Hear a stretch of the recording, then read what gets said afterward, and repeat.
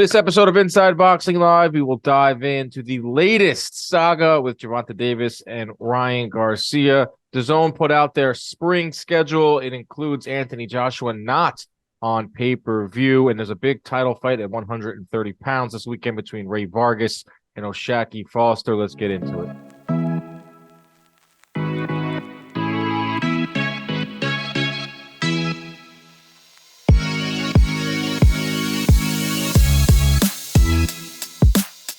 What is up, everybody? Welcome into another edition of Inside Boxing Live. This is a product of John Boy Media. I am Dan Canover. He is the former champion, Chris Algieri. We're back talking boxing like we do twice a week for you.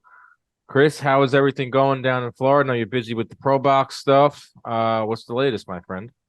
Yeah, going well. Pumping out a ton of content that's going to be rolling out in the next few weeks and months, and is going to be nonstop for the rest of this year. But yeah, all good. Talking boxing nonstop. I'm a full-time boxing pundit now. So between I started with you guys got me going twice a week, and now I'm literally doing it every day. So that's good, man. You're gonna stay sharp. It's a great thing. You're gonna stay in the know. You're gonna stay sharp. You're gonna be camera ready. You're always camera ready. That's for sure. Yeah. I mean, they make it. It's a lot easier these days to be camera ready. It's a lot of it's DIY but still, we put out great content, so that's all that matters. Great subject matter, great talking points, and we got it. We have a lot to get to on this episode. Some headlines, of course. We always start the show with some headlines before we get into the big fight of the weekend over on Showtime, which is a vacant WBC title match between O'Shaquie Foster and Ray Vargas. We'll break that down. Before we get into any breakdowns, the big game. It's a Sunday, Chris. We're getting closer and closer to the big game. DraftKings Sportsbook, official sports betting partner of Super Bowl 57, has all the Super Bowl action you need. New customers can bet just $5 and win 200 in bonus bets instantly. Plus, all customers can get in on Super Bowl 57 excitement with DraftKings Happy Hour Super Boost. Check out DraftKings Sportsbook app every day between 6 p.m. and 9 p.m. Eastern to see what prop bet will be boosted. I'm taking a look at the coin toss.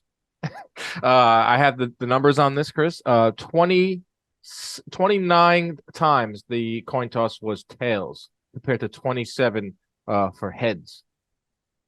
So I take everything into account. Yeah, well, you degenerate gamblers generally do. So I'm not a degenerate gambler. I am on a hot streak. I will throw some money here and there on the Super Bowl. Like, so these prop bets are fun. There's also this thing called an octopus. Could you even imagine what that is in the football world? I mean, I'm thinking eight something. It's not. I don't know what octopus, where they got that from. It's when a player scores a touchdown, and if they go for 2-point conversion, the same player scores the 2-point conversion. So yeah, so 8, right? Isn't it? Oh, yeah, it is 8. Yeah, it is 8 because you get 8 points for an extra point. Yeah, 6 plus 2 is 8. See that? See, I'm teaching you about this stuff now. I'm not. You're the one that was taking blows, and you have better math than me. Damn. It's happened 6 times this year in the NFL, and twice it happened. Mahomes and Hurts were both playing in the Super Bowl. That's plus 1,400 on DraftKings. So I might throw that sounds like a good.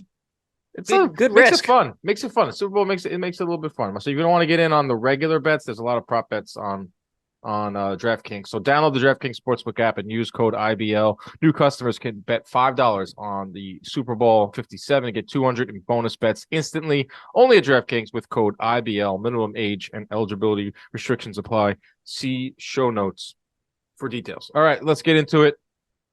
Wouldn't be a week in the boxing world if we didn't get an update on the Tank Davis Ryan Garcia fight, which is penciled in for April 15th. The latest is that it was in grave danger, says Chris Maddox. Mike Coppinger reported that a rematch clause is the latest snag in this fight. And when I say Mike Coppinger reported, I mean Oscar De La Hoya called up Mike Coppinger and said, guess what happened? We're haggling over the rematch clause. Now, Chris, I want to ask you this. You've been part of these negotiations, big fights. You fought Manny Pacquiao, you fought Errol Spence, you fought Amir Khan. Also, I negotiated a lot of those myself, by the way.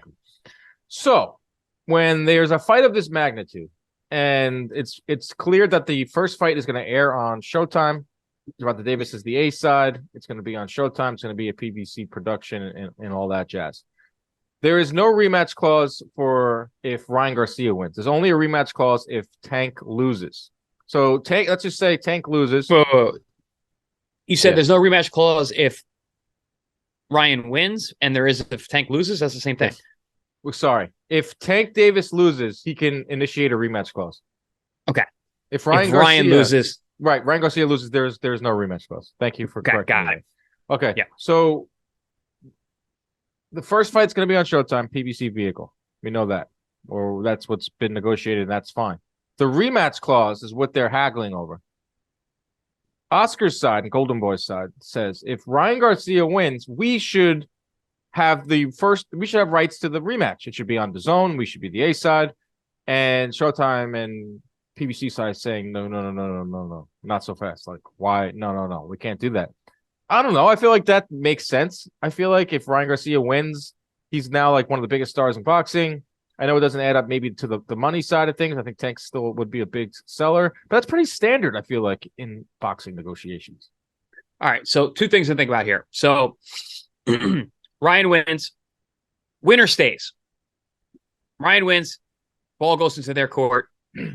They should have the rights to where the fight is aired. Ryan's side, right? And right, the winner, regardless whether it's Ryan or so that's A. Is that winner stays, whoever wins, if there's a rematch, winner gets the rights. And so if Ryan gets the win, it's up to Golden Boy and their side to decide where the fight is going to be. Mm-hmm. Second of all, especially if Ryan wins, he's the digital content king in this situation. Remove it from network television. Remove it from Showtime. Remove it from those cable networks. Bring it to digital. It's going to make more money. Bring it to where? To the streaming side. To the DAZN, yeah, who have invested millions of dollars in Ryan Garcia. Correct. So there's a big upside on Ryan winning the fight and then having the rematch in their court where they can bring it over to DAZN. So that is a legitimate sticking point, I would say. I would also say that's B. C, and we've been doing this for months now, talking about this fight. I am very pessimistic about this fight actually happening. I don't know if it's going to be. I don't know if this is the real holdup, because if it wasn't this, it would be something else. It would be the gloves for God knows what reason. Yeah, I just feel like they're just looking for a reason to keep pushing this fight off. Not sure why, not sure who, but I don't know. This seems like a snake bitten fight. I just have a bad feeling about everything. All the writing on the wall to me doesn't add up to a positive light for this fight finally happening, and we're seeing it. I'm sitting here, every time this thing gets stalled, I'm like, I told you, Dan. I knew it was wasn't going to be as smooth. Didn't think a rematch clause would be the roadblock, but I do understand. Right. Both sides of it, of course, and not to be the both sides guy, but if Ryan Garcia wins, they have every right to say we should take over the production. Not only even if he didn't win, even if there was like a 2-fight deal or something like that, it's like the second fight would be on DAZN. I mean, that's happened before. And I also understand it from Gervonta Davis's side. It's like, listen, like even if Ryan Garcia wins, Tank is still Tank when it comes to the stuff you could see, like the financials, like the gates and the numbers, and he's the A side always in between these two. So I see it from that side too. For what it's worth, Steven Espinosa went on Chicken Talk, which is a pretty cool Twitter space, and then said he remains optimistic that Gervonta Davis versus Ryan Garcia will happen despite the rematch clause dispute. We sent the revised contract last week and haven't heard anything. If it's down to one issue, that's phenomenal news. This is a guy that's been part of the biggest fights, Mayweather, Canelo, Mayweather, McGregor. He's been a part of some of the biggest fights in boxing. He knows how to make a mega fight. I think it happens. I've heard some things behind the scenes that all systems are a go for April 15th. A lot of work is being done for this fight to go through on April 15th. I still am optimistic. I still think it happens. this is just one last little thing that they are gonna haggle over. If this fight happens before July, I'll buy you a beer. Before July. Wow. Man, I hope it does. I understand where you're coming from too, and I also see like people that there are people out there that are hoping that it doesn't happen. I'm not saying that you're one of those people, but there are some that are no, like, I'm not. told you so. PBC acted up again. I told you so. And like, I'd rather be wrong. I'd rather be wrong. I'd rather the sport flourish and me be wrong than the other way around. I've seen so many people. Oh, look, as I'm saying this, Ryan Garcia just liked one of my tweets. I tweeted out Tank Ryan is happening on April 15th. Everyone simmer down after I got some insider information. Ryan Garcia just liked the tweet in real time. There you go. Boom, right there. Boom. See that, guys? We're breaking things in real time. But nothing. The more you have to hear here. So you're gonna owe me a beer. We'll see. I mean, I want to see. They got to be in the ring. They got to be in the ring before this bet ends. Yeah. So that is what's going on with Tank and Ryan. If it does happen, you got to expect a formal announcement soon. I mean, if it does April, I mean, we're almost in mid-February, or it's early February. By next week, it's mid-February. A fight that doesn't really need a lot of promotion. Anyway, doesn't need a 5-city tour. This fight has been brewing for 3-4 years now. Just give us the official date and the venue, and let's get this thing rolling in the right direction, because it's going to be a very, very busy April. Speaking of that, Anthony Joshua, it's great. What'd you say? I said we're having a busy year already. It's great. Yeah, no, this is just like we said. Remember we said last week, or 2 weeks ago, we were like, oh man, February is a little light, but I mean, this past weekend was one of the crazier fight weekends, and we're getting ready for another fight. It just never ends in boxing. You want to say that it's going to be slow, and then headlines come out, news comes out, crazy fights that you were not expecting, give you something to talk about. So it never ends in boxing world. No, but boxing's like that. Boxing will never die. My broadcast partner on ProBox TV, Paulie Manaji, said that today. People love to say boxing's dead. Boxing will never die. And it's endless content, which makes our jobs a lot easier, you and I, because we always have things to talk about. But Larry Merchant also said it. Nothing can kill it and nothing can save it. Oof. That's a profound. That's profound, but also tough. That's a dark. I mean, he was the best at that. You know, remember they would always go to Larry at the end of the night for his like final words. And you get that backhanded. It would take like several seconds for him to get into what he was trying to say, but it would always be something very profound, and that's one of his better. And then it would leave you walking away like, ugh, damn. Yeah. You know what I watched the other night? The Real Rocky 30 for 30 on Chuck Wepner. Yeah. Have you seen that? Awesome. I have. Yeah. It is awesome. I mean, I don't know how I never saw it. Chuck Wepner was awesome. Chuck Wepner is a legend. I mean, holy crap. Awesome. I mean, I don't know how I've never saw that actual 30 for 30. I know his story pretty well. And I remember my dad had a picture with Chuck Wepner hanging up in his office downstairs when I was a kid. And like Wepner's has the most scar tissue I've ever seen on eyes. Like he had that fighter's face. But I was just scrolling through ESPN Plus the other night, trying to watch them. Obviously had to get a boxing fix. Awesome. Really cool. What a story. I mean, selling liquor in New Jersey, gets the fight with Ali. Sylvester Stallone didn't want to admit that he just blatantly ripped off his life for $1 billion movie enterprise. Come on, Sly. Finally, he gave in. He settled. But for the while, he's like, what do you mean? Like, you're really bottom feeding here, Sly said to him. Like, come on, bro. Like, even like the Thunder Lips one, Rocky 3 is when he fought Andre the Giant, and Andre the Giant threw him out of the ring. Yeah. Awesome. So I recommend everyone go out and watch The Real Rocky, a 30 for 30 that came out like 10 years ago that I'm telling you to watch now. Speaking of April, we were just talking about April. Anthony Joshua, Jermaine Franklin, a fight that we talked about for a while now, is official. It's going down April 1st on DAZN. DAZN regular subscription. It's the first time, I think, ever that Joshua's fighting on non-pay-per-view in the UK. He fought on regular DAZN at MSG against Andy Ruiz. This fight is getting like I fought that night, by the way. Don't forget that. You did fight that night. I scored Tommy Coyle. Nice knockout. You had the bloody face. I remember watching that fight on my phone at my buddy's wedding in Las Vegas, and I watched your fight while getting ready for the wedding. I was like, man, this is a blood and guts war. Yeah, it would have been fight of the night if Andy didn't pull the upset off. Andy was like, go on and make history. Forgotten in the annals of time because of the main event. But yeah. So Joshua's fighting Franklin. April 1st. Fight's getting like mixed reviews. I like the fight. Good fight. Good fight. We spoke about this already at length in a previous episode, so everybody go back and watch that episode. But it's the kind of fight that. Listen, I like Franklin. I thought he did great in the white fight. I was like, I want to see this guy again. It's cool. I'm happy anytime a guy like that gets a big payday and gets to step up there and fight a guy like Anthony Joshua. I mean, he's going to get the big fight experience.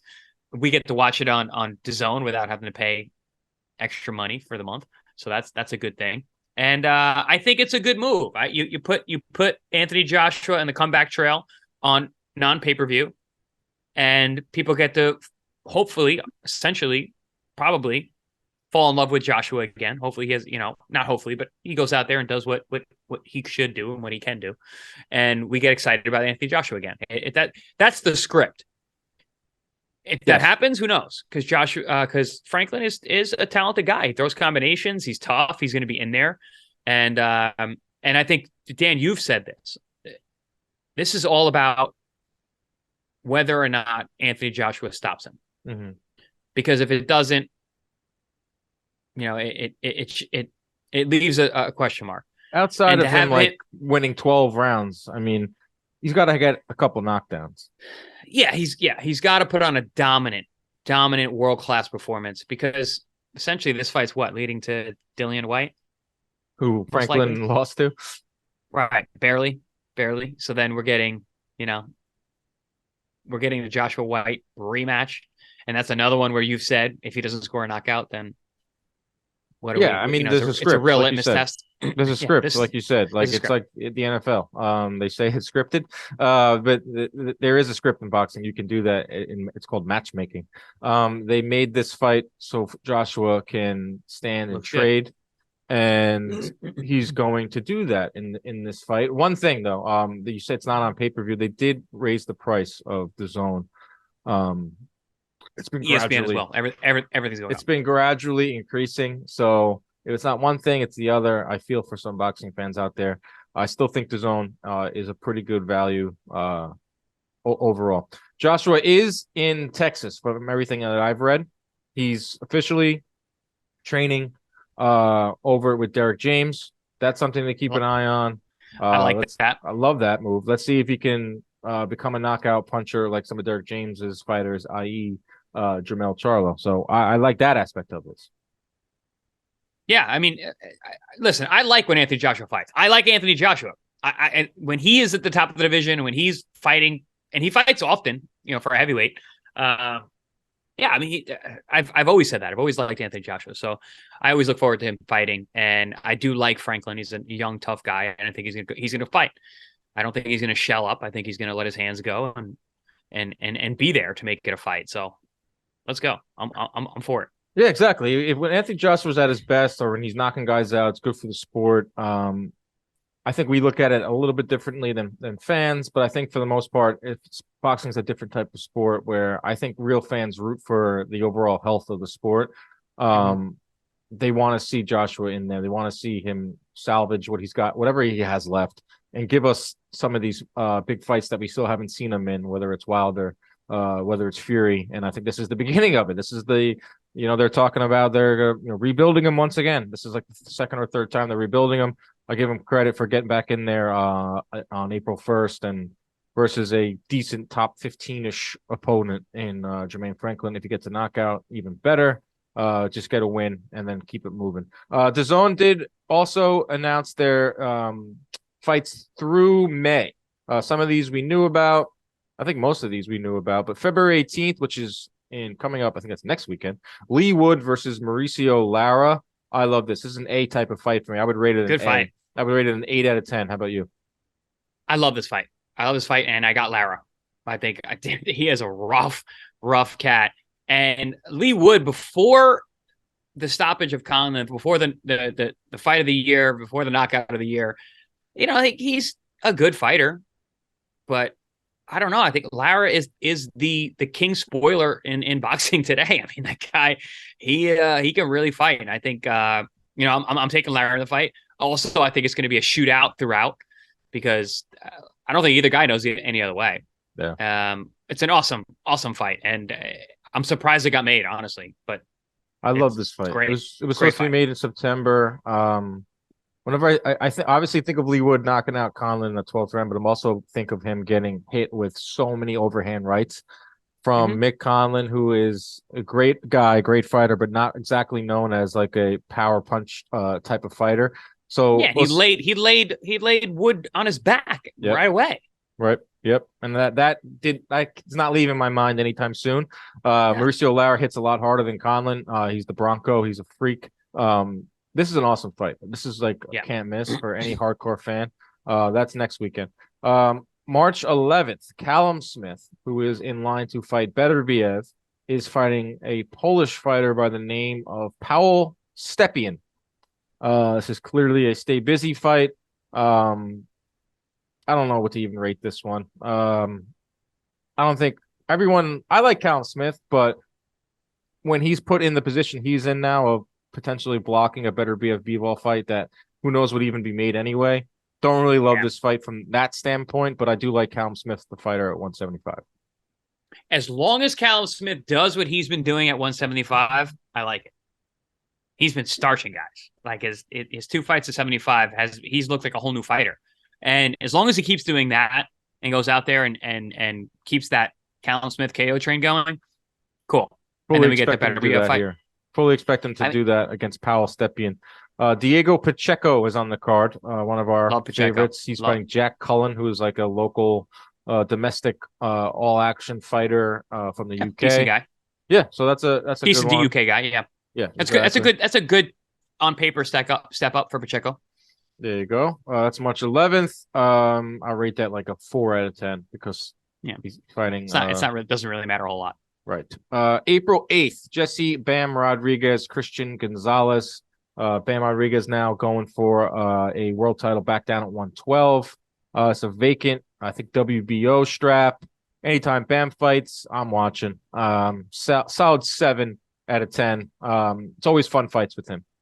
We love Bam on this show. We talk about him ad nauseum. If anyone doesn't like them, then like him or like us talking about him, then you're in the wrong place. I think Bam has is one of the most beloved. I wouldn't say beloved, but he has a high approval rating among boxing fans, which is really hard to attain.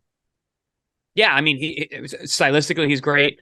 He's got a great little look to him, but also like in person, he's just a great kid. Like, I mean, he's great. Like really, really, really nice kid, nice family. All of them, all those guys, are great, and a great, great squad right around him.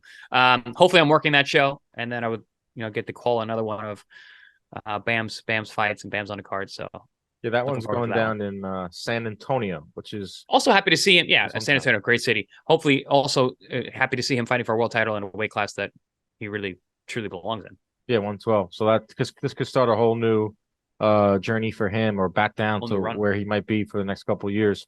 That's April 8th. April 22nd, decent fight here. Shaz Rakhimov versus Joe Cordina. Good fight. Cordina knocked out Agawa last year. I thought that was one of the KOs of the year. Broke his hand, not in the fight, but in camp. And then the IBF doesn't play any games. Stripped Cordina. Rakhimov won Cordina's belt by beating Zelfa Barrett. So now Cordina is fighting for his belt that he never lost. Never lost. IBF is crazy, man. You dealt with them. They're pretty strict. They don't really have a spokesperson. They don't have Suleiman out there. They don't have that guy Gilberto Mendoza walking around. They're just like, hey, we're the IBF. We have our rules and we stick to them. Yeah, they got an office about as big as the hotel room that I'm in right now, and then no one. It's very, very strange. New Jersey, right? Yeah, Jersey, and I mean, this is a good fight. It's an important fight for the 130 pounders, and we're going to talk a little bit more about them, later in the show. But these are guys that are hovering around in the top 10, and the winner of this fight is going to shoot into the top 5. and be in the mix big time for that weight class. So I think this is an important fight. It's not an easy pick either. So yeah, I think this is an important fight. I think in terms of the world stage and rankings, this fight is probably more important than any of the other ones on the list. Rakimov's game. Cordina, yes, he can fight. I think, is really good. I think he's a really high ceiling. Love that one punch knockout of Ogawa. Came out of nowhere. Yeah, but other than that, he's not really known as a knockout puncher. No, he's not known as a knockout puncher. And listen, that's a great way to get eyes on you. But prior to that, I didn't see I mean, he's definitely talented, and he's definitely, like you said, there's a high potential. But I think he has a lot more developing to do, and this is a very, very tough fight. So he comes out on top in this fight, and especially if he does it in spectacular fashion. Wow, that's gonna put everyone in the boxing world on notice, especially in the 130 pounders. But it's a big ask for him at this stage of his career, I believe. May 20th is a fight we all know about. Just got announced this past weekend in the ring. Katie Taylor, Amanda Serrano 2, which we spoke about at length on last show. So that's the April to spring. It's a spring schedule for DAZN and Matchroom. Decent. Not anything spectacular. These are all solid fights. But you're getting it. None of them on pay-per-view. You're getting it for your subscription. You're going to see Anthony Joshua, Lee Wood. I think will be a good one. You get to see Jesse Rodriguez. You get to see Katie Taylor, Amanda Serrano too, and then sprinkle in some other secondary type of fights on there. So all in all, pretty good rollout from Matchroom and DAZN. You see this, Chris? March 18th. This is on DAZN, but this is a Golden Boy fight. Zurdo Ramirez, coming off of his loss to Bivol, is fighting Gabe Rosado, who, to my knowledge, had never fought at 175. This is a fight where I wouldn't say anyone really asked for it. Literally came out of nowhere. I don't know what to make of it. I have I'm someone I feel like I have an opinion on every fight or anything boxing. I'm like what? What does this fight mean? Nothing. It's a weird fight. It's Zurdo was completely exposed in the Bivol fight. For him to fight a much, much smaller guy coming up, somebody's never fought there. He's also pretty shop worn. No offense, Gabe, but I think he knows that. A long career, and he knows where. Yeah, exactly. He knows where he's at in terms of his career. And he wasn't a 68 pounder. To go up to 75 is, I don't know, but it's a comeback fight for Zurdo, I'm assuming, and and Gabe's a litmus test for him at this point to see how much is left of what can be salvaged from Zurdo, because a loss here to Gabe Rosado at 175, you might as well pack it in. Like, you're not going to get a big fight anymore. That'd be embarrassing. Yeah, and a win is it's basically just a win, because it's not going down on your record as you're fighting Gabe 4 weight classes above where he was like really close to his title at 54. So yeah, the only thing the only thing I can make of this is Zurdo Ramirez is back in the ring. 4 months since the Bivol loss. Not waiting 8 months, not waiting 10 months like some fighters do, not waiting a full year. Probably got paid very handsomely for that Bivol fight, especially since it was over in the Middle East. A lot of guys kind of, pack. I wouldn't say pack it in, but you don't see him for a while. So there's that. Yeah, there's that. He's fighting 4 months after that. There is somewhat of a following for Gabe Rosado. He has a name, but I mean, this is a guy, like, I think 160 is his best weight, 168, really pushing it, going up to 175. Whatever. That's March 18th. I don't really want to talk about this topic, but it's just so made me feel a certain type of way. Roy Jones Jr. to box Anthony Pettis in a 8-round, not exhibition, right? Which I thought about when I saw the headline, when I saw the fight poster. I said, "Oh, all right, exhibition, MMA versus boxer." No, this is a pro fight. 54-year-old Roy Jones is fighting 36-year-old Anthony Pettis. What is going on? I don't like it for a number of reasons. Number one, what you just said, age, 36. You're 3 years younger than me. Like, what do you like? You're still viable. Like in in MMA and whatever. You still have a viable guy. You can win a title. And Roy is 54 and coming off the couch. He fought an exhibition a year and a half ago against another retired fighter who hasn't fought in 20 plus years. I don't know. And that was more. That was like 2.5 years ago. Yeah, exactly. So, 3 years ago. I don't even know. The time is, who knows what year it is time's anymore. flying. Time's flying, man. Yeah, listen. Roy is a grown man. He can do whatever he wants with his health and his life and fighting. And I'm never the kind of guy that I'm never forcing anybody to retire. It's up to you. This is your life. Anderson Silva was the same way. People were like, he needs to retire. I'm like, no, he doesn't. He can do whatever he wants. He can fight for as long as he wants. As long as he can pass the health test, it's up to him. He's got to deal with that later.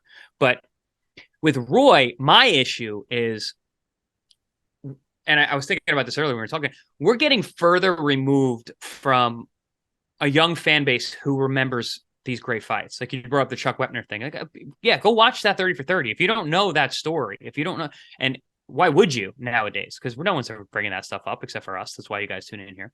But with a guy like Roy Jones Jr., he's the best fighter, hands down, head and shoulders above everyone else that I've ever seen fight while I've been alive. By far, the best fighter I've ever seen. I don't want these next young generation to see Roy now and think that's what Roy Jones is or was. Because watching a highlight tape from the 90s, this isn't the same as watching the guy live now. So I don't love it when a guy like that comes in and does a fight. That being said, on the opposite side of the coin, when he fought Mike Tyson, I love that. Yes. This was an exhibition. Exactly. They boxed. It was nostalgic. It was cool. It was fun. This is not fun. This is a fight. It's different. Yeah, this is not good. This is not good for a number of reasons, like you said. Well said, though, by the way, because there are a lot of fighters out there, or a lot of fans out there, that the new generation that don't know much about the past generation, and you've got a guy in there who is a legend, who is getting back into the ring, and man, it's like, yes, I thought the exhibition with Tyson was like the perfect goodbye for Roy, because I love the fact, obviously it was all about Tyson, but I also love that it was like a chance for people to, oh shoot, Roy Jones, he was amazing, like, and look up his highlights, and so it was perfect right then and there. But boxing's not perfect. These guys don't know when to walk away. Can't believe it's being sanctioned. I said it was in Milwaukee, Wisconsin. Yeah. I mean, I've never heard of a big fight ever in Wisconsin. That commission probably was like, yeah, sure, we'll do it here. That sucks. There's nothing. Hopefully, he doesn't go through with it. But like you said, he can do whatever he wants. I don't think he knows a life without fighting. Right? Yeah, doesn't know life without. Doesn't know. All he knows is fighting and boxing. Dan, none of us do. When I'm talking about fighters, none of us do. We don't want to leave. I'm talking to Paulie today about it. Like he's like, I won't shadow box because I'm gonna end up fighting. Like that's the way we are. We can't help it. I actually might go to the fight because Vitor Belfort, my gym mate, is fighting as well. He's fighting Jacare, the Brazilian. All right, yeah. I mean, it's gonna be a spectacle. It's a lot of MMA guys boxing.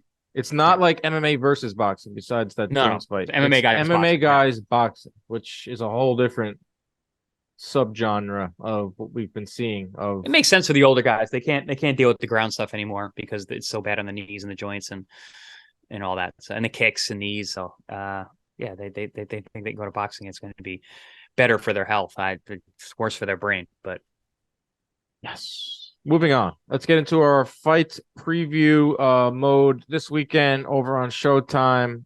Triple header. You're going to see a heavyweight fight lead it off against Victor Faust, who fought in one of the better fights of 2022 on New Year's Day against Kaladze. You're going to see Mario Barrios versus Giovanni Santiago. Santiago, I thought, beat Broner a few years back. Barrios obviously got smoked by what's his name? One of the brothers. Santiago? Yeah. His next fight he got. Oh my god, I'm drawing a blank. All the fighting brothers that coach too. Russell's. Yeah. He lost to probably Antoine Russell. I gotta look that up. I believe it was Anton, yes. And Barrios obviously has the losses to Keith Thurman and to Tank Davis. So that's the co-main event. Main event's a good one.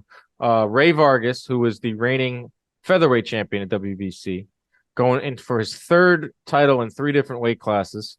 because of a WBC stipulation where you can hop up to the next weight class and vie for a vacant title. Shaki Foster has a completely different story than Ray Vargas. He had a claw to get to this spot. Back-to-back losses in 2015, 2016.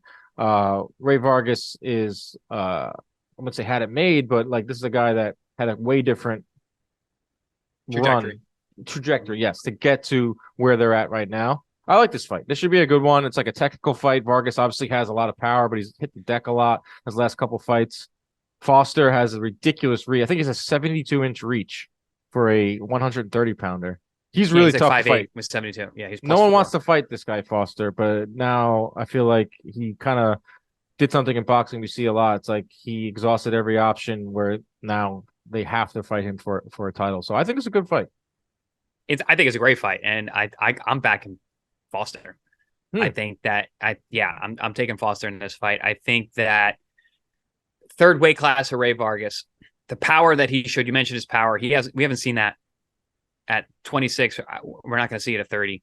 And Foster not only is obviously the bigger man, he's more comfortable with the weight class, but he's a shifty, difficult guy, switching sides. He's good. He's really good, and he's learned on the job. So I like Foster in this fight. I'm curious to see what the line would be, but I'm looking at it now.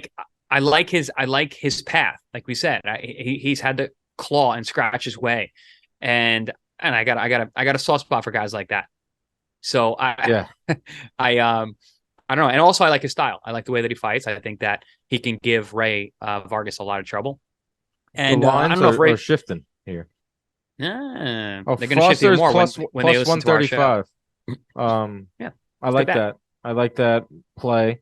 There's value in that play. It's shrinking too, so it shows that there's money coming in on Foster. After people listen to this, forget it. It's really going to especially let's see how the hot streak I'm on. Shaki Foster by decision plus 300.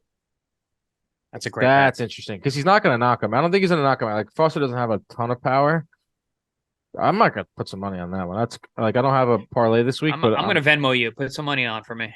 Let's get it. Let's go into. You could be my bankroll. You could bankroll me. How about that? That's true. You want to get into get the business together. For the record, I don't have any betting on, and I have no bookies. I don't bet on fight. I don't bet on anything. You don't need bookies anymore. We got DraftKings, baby. Right. So that's my point. I don't have an app. I don't have anything. I'm not logged in. I don't have a login. None of that. I don't bet. Logged in. So I might have to shoot you money so you can bet. I'll bankroll you. So they got Foster plus 135 on the money line. That's just to win, but plus 300 on by decision. Like he's not gonna knock. I don't think he's gonna knock him out. Even though Vargas has gone down recently, he's shown maybe they're thinking that if it goes to decision, he's probably gonna get robbed. Well, that's another thing. That's what kind of prevents a lot of people from gambling on boxing. But that's why I stick with over-unders a lot because the judges can't get involved in those. Prop bets are fun too. I think Foster's going to win. I really do. I do too. I think Shaki Foster's going to win this fight. Good fighter. Really good jab. Like we said, unconventional come up. He was turned pro in 2012, reeled off 8 straight wins. Then he went 2-2 from 2015 to 2016. Sat out all of COVID. Had a contract dispute with a former promoter that got ugly. Then do you see why I like this kid? Sounds like it sounds like Chris Algieri. But you didn't go 2-2. You were undefeated, right? When you went to the Vargas fight. But still like you were assigned to a smaller promoter. I'm sure you had your doubters. Same thing with Foster. Like plus no one wanted to fight Foster too because of like things we just explained, like 72-inch reach, unconventional style, very little to gain too, like the risk reward factor of boxing. And he's talented. He's talented.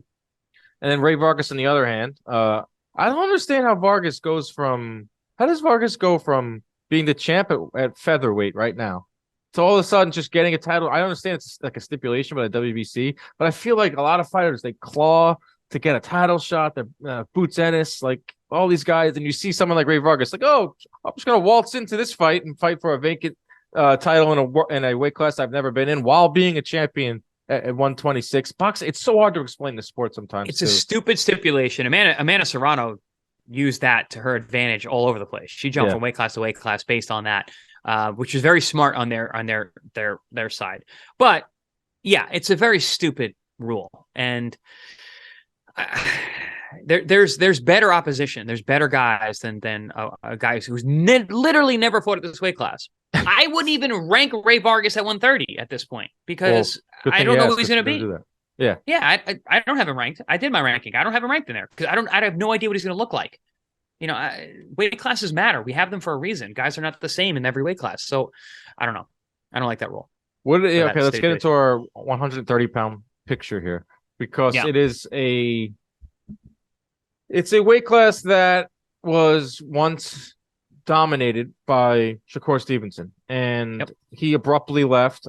We knew that he was going to leave, but we didn't know it was going to be this soon because of the weight. Not making the weight in his last fight and last year, and giving up the belt. So that kind of cleared out the whole division and left a little bit of a shadow in the division, because I think that Shakur Stevenson was so much better than any other fighter in this division, and it's not a knock on any of these guys. But now it's wide open, and there are belts to be had, and there are pretty good fighters in this weight class. So I will start with my top 5 at 130 pounds. Number 1, start 5. Rakhimov, solid guy. He's been in the division for a while. Has some wins, and we'll see on April 22nd when he fights Joe Cordina, where he'll be on that list. At number 4, I have Joe Cordina. He's fighting Rakhimov. We talked about him just before. Has that one-punch power out of nowhere, but more of a technical fighter. High ceiling. We'll see. The jury's still out on Joe Cordina. Number 3, Hector Garcia. Just fought Gervonta Davis. Had 2 of the bigger wins last year. Good pop. Solid fighter. He'll bounce back from that fight, despite some people saying that he quit. He's still a champ at 130, and I still think he's got a lot of power in those. I think he's going to be better, actually, going back down to weight and having that big fight experience. But that's of course, definitely. Yeah, he went. He was hanging in there with Gervonta Davis. Huge, doesn't get any bigger than a Gervonta Davis fight in boxing. One of the bigger stars in the sport, and he definitely will learn from that. And I think people are forgetting that he is a champ, so he still has his belt, and he'll get back in there this year, I'm sure. All right, this is where it gets a little 2-1 here. I could flip flop them, but I'm gonna go Navarrete 2. The jury is still out on this guy somehow. You want to pick against him every time he gets in the ring, but he'll show you something spectacular. This past weekend, he's 30-second count. His defense is lackluster. He can't make weight, all the above, but still finds a way to win and knocks out a guy in spectacular fashion. Love that. So I got him number 2. Number 1, Valdez. I think he's so technically sound. I think he has a really good resume. Solid fighter. I have no problem putting him number 1, but it's a wide open division. Let's get yours. I'm going to go the opposite. I'm going to go from 1 down to 5. So I have the same first 3 as you. Valdez number 1, Navarrete number 2, Hector Garcia number 3. So Navarrete I put so high because, hey, listen, he fought in the weight class. I can't rank Ray Vargas. He has not fought at 130. I have no idea what he's going to look like. I've seen Navarrete at 130. Obviously, his power still holds. Cool. Navarrete number 2. Like you said, Valdez, Shakur leaves. It creates a vacuum. And even though he smoked Valdez is still the best guy in the division by probably, by a lot. And that fight with Navarrete is an awesome fight. I think Valdez wins that fight, but that's regardless. So I got number 1, number 2, Hector Garcia. Already spoke about him. Number 4, I have Ramakov. I think he is very, very tough. I think he is he's good, and he's not really well known. And I think the fight with Joe Cordina is going to tell a lot for both of them. I think if Ramakov wins the fight, he solidifies himself exactly where he is at 4th. If Joe wins, they're going to swap out, and they're going to, it's going to put Joe in that position. Unless Joe has another awesome highlight knockout, I'm probably not going to move him past 4 either, because I think getting past Garcia, Navarrete, and Valdez is a tall task. And I'm going to say I got Oshaki Foster at number 5. So I really like his style. I think he's going to be really difficult for any of these guys. And I think he's going to really solidify himself when he beats Ray Vargas. And I always like my honorable mentions. I got Joe Cordina right outside at number 6. I think Joe's really good. Yeah. It's very similar to yours. I mean, like the top, I put it out on Twitter today, and everyone pretty much had the same 5. They're very close together. I think the 5 at the top are pretty consensus. Foster was my hot take, but I think after this weekend, it's not going to be. Foster can find himself in the top 5. Robson Conceição is another name. Obviously, he lost super talented. Stevenson. He hung in there. Super tough. He lost to Valdez as well. He lost to Valdez. He lost to Stevenson. Right, and there's nothing wrong with that. Nothing wrong with losing to the best. Nothing wrong. And a lot of people thought he beat Valdez, by the way. That's true. I think Conceição's right, hovering on that list. You got guys like Roger Gutierrez, Ogawa, who for a while. Man, I was a big fan of Ogawa. I know. And then the Cordina knockout was like, oh man, it really wipes him out of your memory. And unfortunately, because he is a good back. Fighter. Right, Lamont Roach, some other guys at 130. It's an interesting division. It's not a division that really gets a lot of pub. It's not a division that's like historically, it's like in between featherweight and lightweight. It's like 168. Yeah, it's one of those tweeners. But it's also in recent time is really changed dramatically because we talked about Shakur Stevenson moving on, which created that void. You had a guy like Chris Colbert who was raging through, and Hector Garcia beats him, drops him, wins a lopsided decision. Colbert is out of the talks now, but he was a very good fighter. Then you had he's fighting Mickey Bay. Tevin Farmer. Tevin Farmer was a longtime champion, beat a lot of top guys in the way. He was another guy. He was a 130-pound staple. Jojo Diaz was a top 3 guy. All these guys have now left the division. It's created a whirlpool worth of, for the division. So it's a great topic that you brought up for us to talk about because the division has changed quite a bit. It's a division I wouldn't say like a stepping stone, but it's like a division that guys don't stay too long at. It's like they're on their way to lightweight or moving on. The way 140 used to be. 140 used to be like that. De La Hoya didn't spend much time there. Shane Mosley jumped completely over it. Shane Mosley went from 35 to De La Hoya 47.